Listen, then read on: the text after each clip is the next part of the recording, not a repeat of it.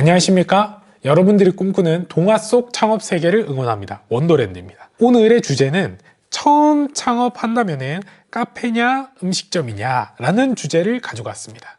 오늘 영상을 끝까지 보신다면요, 대한민국 카페랑 음식점이 각각 얼마를 벌고 얼마를 쓰는지, 그리고 나한테는 뭐가 좀 더 맞는지를 알 수 있을 거라고 생각합니다. 자, 그러면 바로 들어가 볼게요. 바로 시작부터 이게 나왔네요.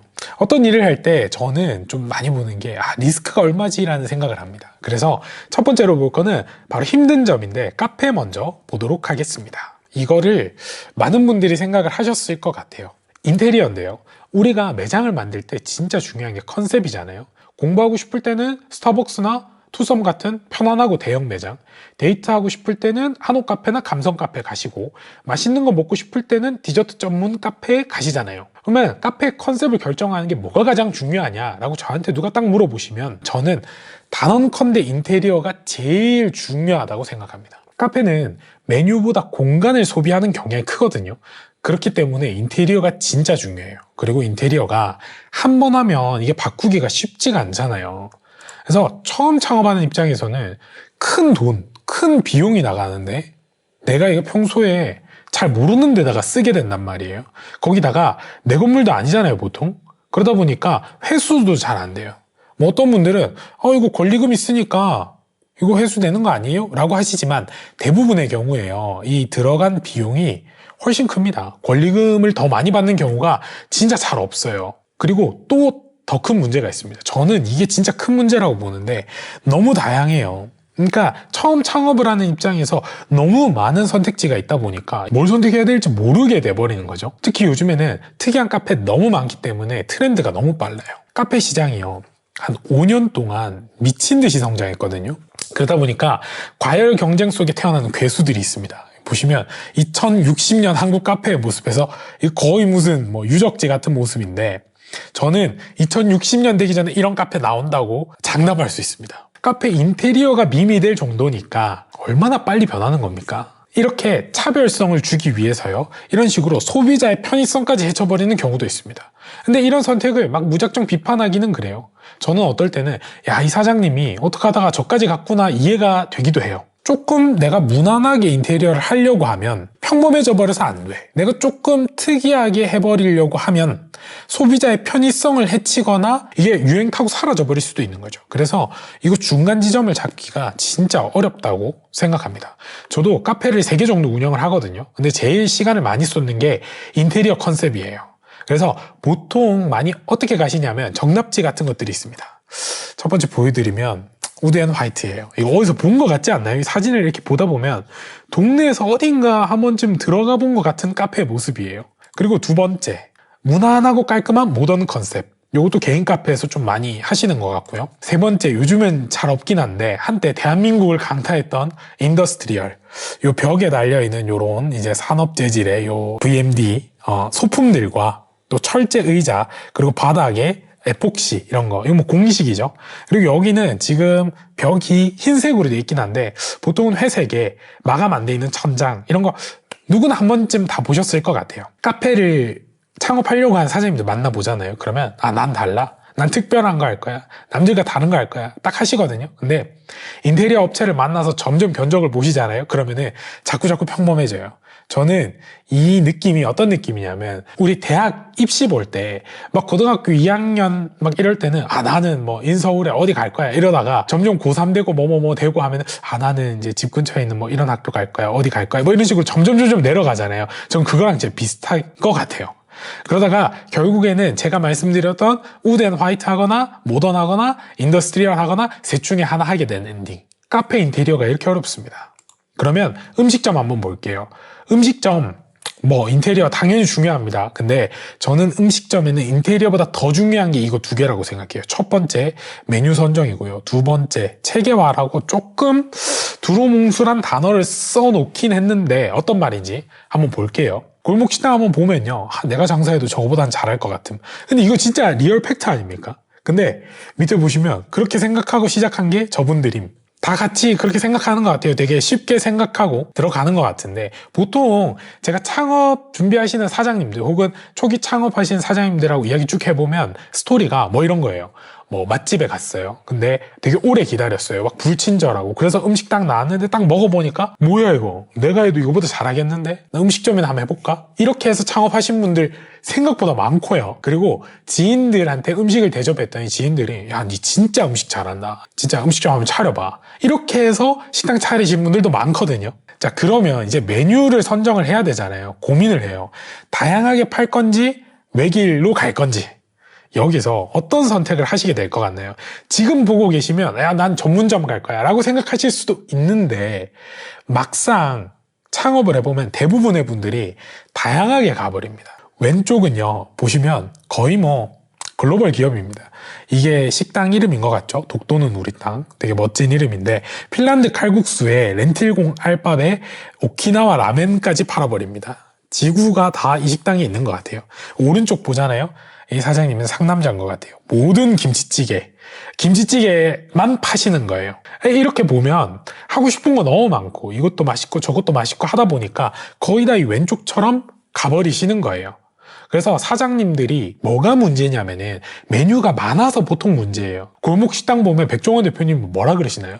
메뉴 줄이라고 그러잖아요. 그러면 여기서 사장님들이 딱 다짐을 합니다. 오케이, 그러면 나는 전문점 간다, 나는 김치찌개만 이제부터 팔 거야 라고 하고 매장을 딱 엽니다. 그런데 매장 열고 며칠 지나서 고객님이 딱 들어와요. 그래서 고객님이 사장님한테 뭐라 그래요? 사장님, 된장찌개는 없어요? 사장님 바로 맨날 나가버립니다. 그리고 일주일 뒤에 그 가게 다시 가잖아요. 그러면 된장찌개가 메뉴판에 있어요. 아닐 것 같죠? 근데 진짜 이런 일이 많아요. 한 달 지나잖아요. 다른 메뉴도 있을 가능성이 높습니다. 장사 안 되는 집에 우리가 한번 가보면요, 뭐 하고 있는지 아세요? 맨날 메뉴 개발하고 있습니다. 그만큼 메뉴 때문에 장사 잘 안 될 거라고 판단을 하는 거고, 이렇게 메뉴 선정이 어려워요.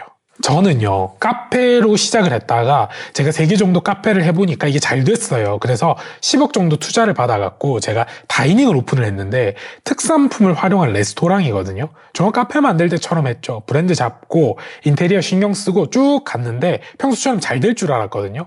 근데 이게 웬걸, 메뉴에 대한 공부가 부족하니까 잘 안 되더라고요. 메뉴를 제가 아까 다이닝이라고 말씀드렸잖아요. 그러다 보니까 여러 메뉴를 제가 다루게 되잖아요. 제가 제일 어려웠던 게 뭐냐 하면 마케팅이었어요.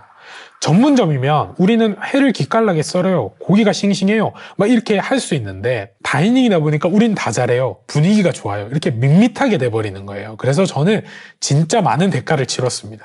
그래서 지금은 메뉴에 대해서 진짜 많은 공부를 하고 있어요. 아까 제가 메뉴 말고 또 하나 언급을 했었는데, 체계화라고 적었잖아요. 그 두루뭉실하게 적었던 거를 나눠보면 이렇게 될 것 같아요. 뭐 원가 관리, 재고 관리 이렇게 되는데, 여러분, 카페 재료비가 많이 나갈까요? 음식점이 많이 나갈까요? 아무리 원두값, 밀가루값 올랐다 해도 음식이 더 많습니다. 그러다 보니까 원가 관리, 재고 관리 이거 진짜 중요해요. 생각보다요, 그냥 만드는 사장님들 많으시거든요. 음식점은 제가 해보니까 원가 관리만 잘해도 이건 돈 아끼는데, 이게 진짜 어려워요. 계산도 해야 돼, 매달 체크도 해야 돼, 습관만 잘 잡히면 쭉 가는 건데 이게 어려워요. 그리고 원가 관리하라고 대부분 말씀드리면 뭐부터 생각하시냐면 재고 관리해야 됩니다. 근데 이거는 뭐 당연하다고 생각을 해요. 근데 재고 관리하려고 보면 뭐가 필요해요? 창고 필요하죠.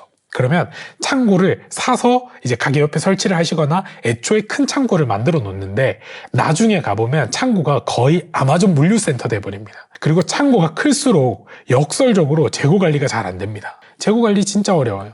그래서 저희가 한번 쭉 보니까요, 음식점은 약간 내부적인 거, 그러니까 음식점은 메뉴나요, 체계화, 요런 것들이 조금 더 중요한 것 같고, 카페는 아무래도 인테리어라고 말씀드렸지만 이제 컨셉인 거죠. 인테리어. 요거에 대한, 이 공간에 대한 고민이 필요하다라고 정리를 할 수 있을 것 같고, 그러면은 버는 돈, 이게 진짜 중요한 거 아니에요? 그래서 이거에 대해서 제가 데이터를 한번 가지고 왔거든요.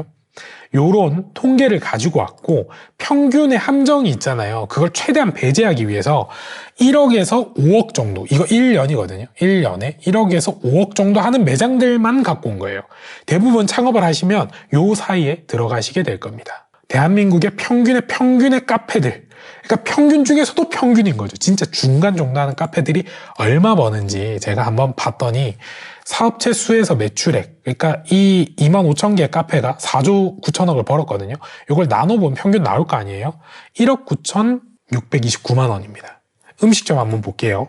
평균 2억 2천 정도 법니다. 근데 이거를 이렇게 보면 감이 잘 안 와요. 그래서 제가 환산을 한번 해보겠습니다.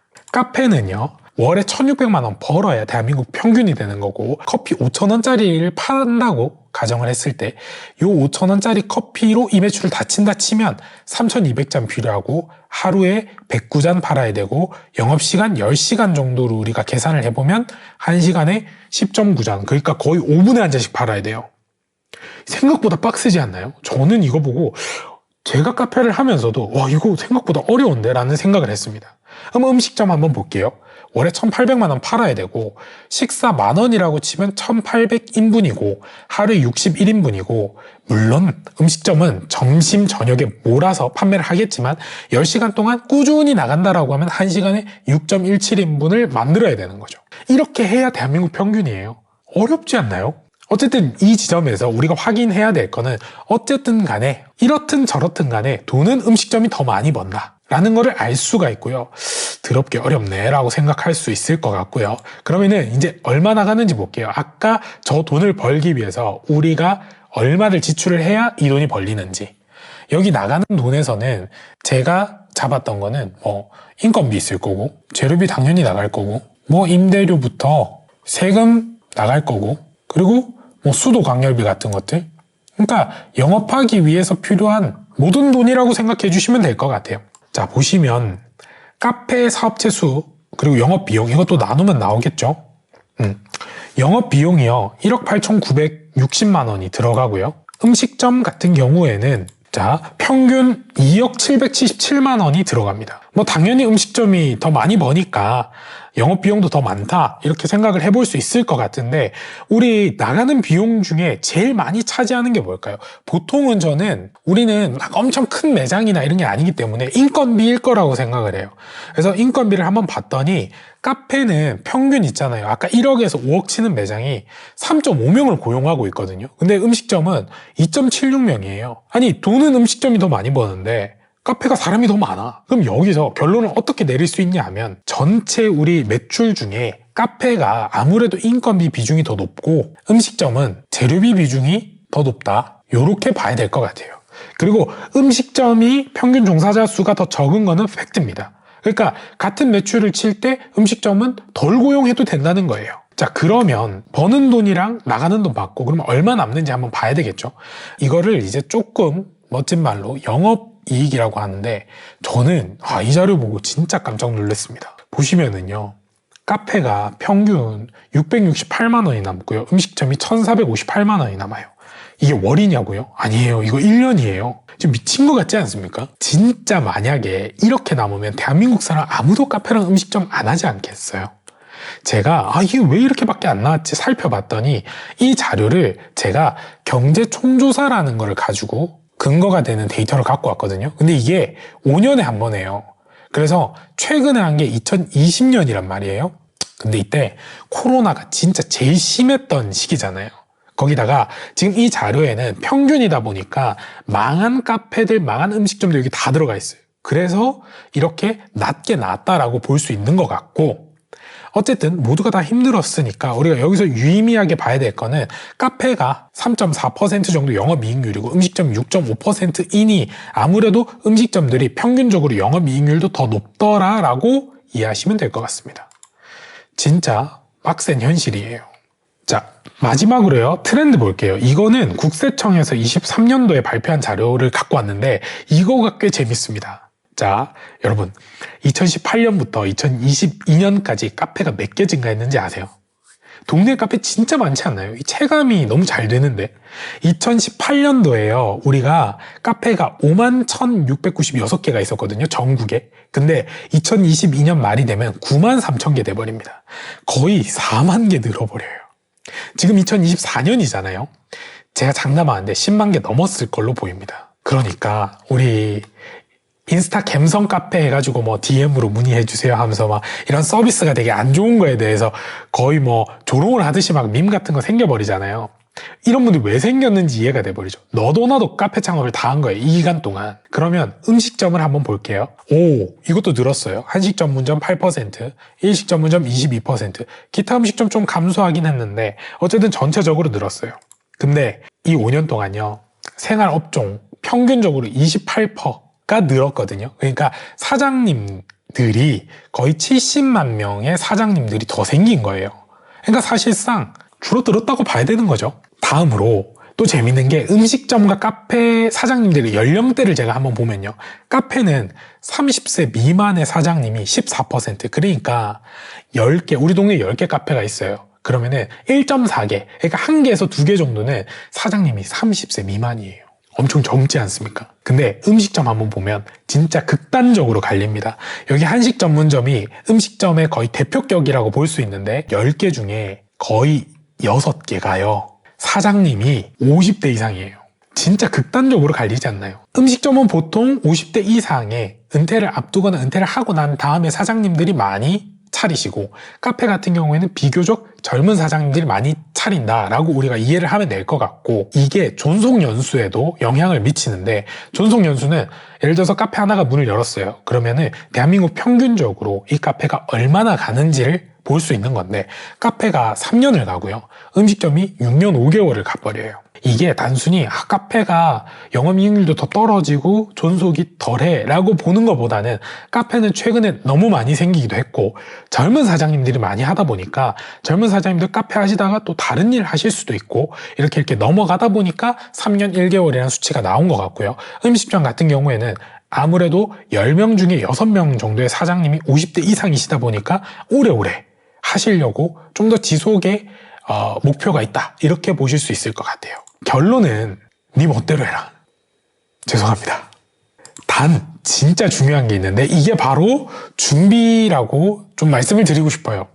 많은 사장님들이 준비 없이 쉽게 창업하셨다가 망하고는 합니다. 오늘 나왔던 내용들 위주로 좀 더 잘 준비를 하신다면 카페든 음식점이든 좋을 것 같고요. 그럼에도 저의 정리를 살짝 얹어보자면, 나는 음식보다는 좀 공간에 대한 관심이 더 많아 라고 하시고, 그럼 좀 더 나는 다양하게 시도를 해보고 싶어 라고 하면 저는 카페가 맞을 것 같고요.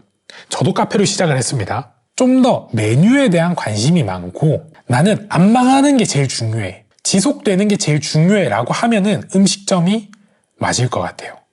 저는 쭉 운영을 하면서 카페는 좀 다양한 역량, 공간에 대해서 막 디자인도 잘하고 마케팅도 잘하고 프로모션도 해보고 막 이런 다양한 것들에 대해서는 카페가 더 낫다고 생각을 하고, 음식점은 좀 더 체계적이고 효율적이고 어떻게 하면 이거를 더 맛있게 간단하게 만들 수 있을까, 이런 분석의 싸움이라고 생각을 하거든요. 그래서 제 나름의 정리를 살짝 여기다가 얹으면서 마무리를 해보겠습니다. 오늘 진짜 끝까지 들어주셔서 너무 감사드리고요. 자, 다음 시간에는요, 월세 1,000만원짜리 대도시 1층 상가대 연세라는 말 처음 들어보신 분들도 계실 텐데, 월이 아니라 1년에 한 번 내는 거예요. 연세 1,000만원짜리 시골패가 어디서 창업하는 게 더 유리한가 라는 주제를 가지고 한번 이야기를 나눠보겠습니다. 구독을 하고 계시면 빠르게 영상을 보실 수가 있고요. 저는 여러분들이 꿈꾸시는 동화 속 창업 세계를 응원하는 원더랜드였습니다. 감사합니다.